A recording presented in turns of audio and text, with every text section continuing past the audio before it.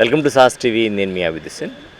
Iran, Israel, America so వీటి మధ్య యుద్ధం ప్రారంభం సమయంలో పెద్దగా ఎవరు కూడా సీరియస్గా తీసుకోలేదు. వీటి ఎఫెక్ట్ ఎలా ఉంటుంది, తదుపరి పరిణామాలు ఏ విధంగా ఉంటాయని ఎవరు కూడా ఊహించలేదు. ఏదో యుద్ధం స్టార్ట్ అయింది, కొన్ని రోజుల్లో అంతమైపోతుంది అనుకుంటే అది అంతమయ్యేటువంటి పరిస్థితి లేకపోవడం కాకుండా మరోవైపు దీని ఎఫెక్ట్ ప్రపంచ దేశాలన్నిటి మీద పడుతుంది. దీనిపై మాట్లాడేందుకు మనతో నెల్లూరు వాసులు ఉన్నారు, వారితో మాట్లాడదాం.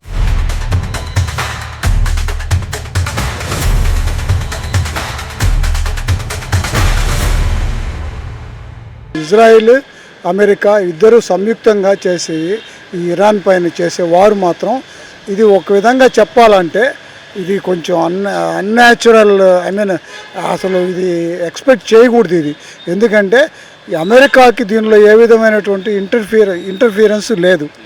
ఓన్లీ ఇజ్రాయెల్ మీద, ఇజ్రాయెల్ ఒకటే వాళ్ళ యూదుల రాజ్యం కాబట్టి, మిగతా అన్ని ముస్లిం రాజ్యాలు కాబట్టి అక్కడ. అందుకని వాళ్ళ ప్రాపర్గా వాళ్ళ వాళ్ళు ఏంటంటే ఇంకోటి ఏంటంటే వీళ్ళ ప్రాపర్టీస్ అన్నీ, వీళ్ళ ఇన్వెస్ట్మెంట్స్ అన్నీ, అమెరికన్ ఇన్వెస్ట్మెంట్స్ అన్నీ కూడా సౌదీలో, యుఏఈలోనే ఉన్నాయి. అవి ఒక 5-6 కంట్రీస్ కలిసి ఒక ఇదిగా ఉన్నారు. వాళ్ళకి అసలు మిలిటరీ అనేది లేదు వాళ్ళకి. వీళ్ళు ఎప్పుడైనా పవర్ఫుల్ అయితే ఇరాన్ వాళ్ళు, ఇరాన్ కానీ ఇరాక్ కానీ, ఇంతకుముందు ఇరాక్ని కొట్టేశారు, ఇప్పుడు ఇరాన్ వచ్చింది. ఇరాన్ వాళ్ళు పవర్ఫుల్ అయితే మనకి డాలర్ అనేది డాలర్లో ఇప్పుడంతా పెట్రోల్ అంతా డాలర్ రూపంలోనే ఎక్స్చేంజ్ జరుగుతూ ఉంది. అది పోతుంది, మనకు ఆధిపత్యం పోతుంది అన్న భయంతో వాళ్ళు ఇజ్రాయెల్ పేరు నెపం చూపించి ఇజ్రాయెల్ అమెరికా కలిసి సంయుక్తంగా దాడులు చేశారు. వీళ్ళు చేసిన తప్పు ఏంటంటే ఇరాన్ని అండర్ ఎస్టిమేట్ చేశారు. వాళ్ళు ముస్లిమ్స్, వాళ్ళు పవర్ఫుల్ పర్సన్స్, అక్కడ వాళ్ళకి పవర్ఫుల్ మిలిటరీ కూడా ఉంది. వాళ్ళు దేవర్ సపోర్టెడ్ బై రష్యా కూడా ఉందన్నమాట. ఇంకా నార్త్ కొరియా అసలు చెప్పల్లా, వాళ్ళు అమెరికా ఎవరికి అగేన్స్ట్ అయితే వాళ్ళందరూ వాళ్ళు సపోర్ట్ చేస్తారు. China is also supporting them. అట్లాంటి సిచ్యువేషన్లో వాడి దగ్గర ఆల్రెడీ వీళ్ళకి తెలియని ఆర్మరీ ఉందన్నమాట. వెపన్స్ కానీ అట్లాంటివంతా కూడా, మిలిటరీ వెపన్స్ కానీ చాలా ఉన్నాయి వాళ్ళకి. మిలిటరీ పవర్ కూడా, మ్యాన్ పవర్ కూడా చాలా ఉంది, మెన్ పవర్ కూడా. అట్లాంటప్పుడు వాళ్ళని అండర్ ఎస్టిమేట్ చేశారు వాళ్ళు ఈరోజు తీసేటటువంటి వెపన్స్ చూస్తే వీళ్ళకే బిత్తరపోతున్నారు. అమెరికాలో మా దగ్గర కూడా లేవే అన్న ఫీలింగ్లో ఉన్నారనమాట. వాళ్ళు F-35 కొట్టినప్పుడే వాళ్ళకి పిచ్చి పట్టిపోయింది. అందుకని ఇప్పుడు ట్రంప్ ఎద్దిరిగి అదేదో చెప్తారు కదా, చెరువులో పడిన చేప కొట్టుకుంటే ఏదో సంథింగ్ అట్లాంటి ఒక సామెత ఉంది కదా, అది కొట్టుకోలేక బయటికి రాలేక లోపలికి పడలేక వాడికి 5 days విశ్రామం ఇచ్చాడు అనమాట. దానికి మా పిల్లలు అమెరికాలో ఉన్నారు. నేను ఇప్పుడు అమెరికా పోదామన్నా కూడా భయం అవుతున్నది. టికెట్ బుక్ చేసుకుందామని కూడా ఆగాను. ఇంకోటి ఏంటంటే ఈ ఎఫెక్ట్ మొత్తం ప్రపంచం మీద పడుతుందండి. నిన్నగాక మనం మామూలుగా అయితే మేము గ్యాస్ బుక్ చేయగానే ఇమీడియట్ వచ్చేది మాకు. కానీ ఇప్పుడు దానికి ఇంతవరకు పేమెంట్ అయితే చేసాం కానీ దాని డీటెయిల్స్ రాలేదు. గ్యాస్ ఎప్పుడు వస్తుందో డెలివరీ తెలీదు. ఇప్పుడు మామూలు ఎసెన్షియల్ ఇప్పుడు ఆయిల్స్ కూడా పెరిగిపోయినాయి. ఇప్పుడు నిన్న సన్ఫ్లవర్ ఆయిల్ కొంటే 190 చెబుతున్నాడు, మొన్నటిదాకా 165 ఉండే. మళ్ళీ పెట్రోల్ కూడా కొన్ని పెట్రోల్ బంక్లోనేమో పెట్రోల్ లేదండి అని చెబుతున్నారు. ఇవన్నీ చూస్తే మళ్ళీ మనకి ఎమర్జెన్సీ అయ్యేటట్టు ఉన్నది. ఈ సిలిండర్ కాస్ట్ 14 కేజీలు సిలిండర్ వెయిట్ ఉంటే ఇక నుంచి 10 కేజీలు ఉంటాయని సోషల్ మీడియాలో విస్తృత ప్రచారం జరుగుతుంది. ప్రభుత్వం ఖండించింది కానీ అది ఇంతవరకు అదొక భయంగా ఉన్నది. అదండి, అంతే. సో మొత్తానికి భయం అయితే వెంటాడుతుందంట. ఎంత తొందరగా సమస్య పోతే అంత మంచిది. సో ఇండియా వైపు నుంచి మన స్టాండ్ ఏ విధంగా ఉంటే బాగుంటుంది ఈ యుద్ధ పరిస్థితుల నేపథ్యంలో? ఎవరైనా ముందుకు వచ్చి యుద్ధాన్ని ఆపే ప్రయత్నం చేస్తే బాగుంటుందా? ఇంటర్నేషనల్గా ఆయనకున్న పేరు ప్రఖ్యాతులు అసలు వేరే ఎవరికి లేవు అనుకుంటాను నాకు తెలిసినంత వరకు. ఇప్పుడు మన దేశం కూడా చాలా పటిష్టంగా ఉన్నది. అది ఇప్పుడు ఉన్న అన్ని కంట్రీస్ కన్నా కూడా ఫాస్ట్ డెవలపింగ్ అంటే ఇండియానే అంటున్నారు. కాబట్టి మన మోడీ కూడా మధ్యవర్తి చేసి ఆపుతాడని నేను అనుకుంటున్నాను.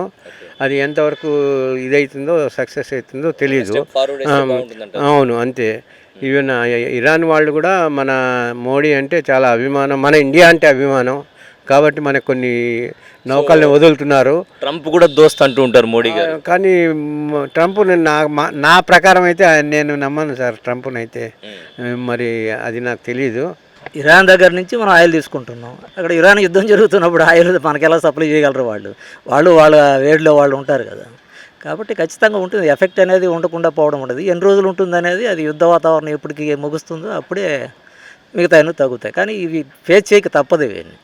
సో దీని ఎఫెక్ట్ ఇండియా మీద ప్రధానంగా తీసుకుంటే మన దేశం మీద మన రాష్ట్రం మీద ఎలా ఉండే అవకాశం ఉంది? ఖచ్చితంగా ప్రతి దగ్గర ఎఫెక్ట్ ఉంటుందండి. ఎఫెక్ట్ లేకపోవడం అనేది జరగని పని అది. ఎందుకంటే ఒక దగ్గర యుద్ధం జరిగేటప్పుడు ఆ యుద్ధం ఆ విలేజ్లోనో లేకపోతే ఇలా జరిగే రోజులు ఎప్పుడో పోయాయి. ఎందుకంటే అప్పుడు మాన్యువల్గా కొట్లాడుకునేవాళ్ళు.